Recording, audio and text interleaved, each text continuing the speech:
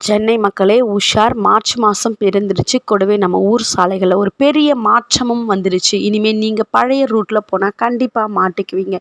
ஏன்னா இன்றைக்கு மார்ச் 2ஆம் தேதி முதல்ல சென்னையில் மிக முக்கியமான 5 இடங்களில் போக்குவரத்து மாற்றங்கள் அமலுக்கு வந்திருக்கிறது. அது என்ன வாங்க தெரிஞ்சுப்போம். முதலாவது முக்கியமான அப்டேட், தேனாம்பேட்டை டு சைதாப்பேட்டை வரைக்கும் அமைய போகிற அந்த 3.2 கிலோமீட்டர் பறக்கும் சாலை, இதோட கட்டுமான பணிகள் இப்போது ராக்கெட் வேகத்தில் நடக்கிறதுனால அண்ணா சாலையில் போக்குவரத்து மாற்றங்கள் செய்யப்பட்டிருக்கிறது. மார்ச் இறுதிக்குள்ளே இதோட ஒரு பகுதியை திறக்க அரசாங்கம் பிளான் பண்ணியிருக்காங்க. இதனால் இரண்டாவது ஈசிஆர் சாலை, திருவான்மையூர் முதல்ல உத்தண்டி வரைக்கும் அமைய போகிற 13.3 கிலோமீட்டர் நீள எலவேட்டட் காரிடருக்கு தலைமை அமைச்சர் ஸ்டாலின் அவர்கள் இப்போதான் அடிக்கல் நாட்டியிருக்காரு.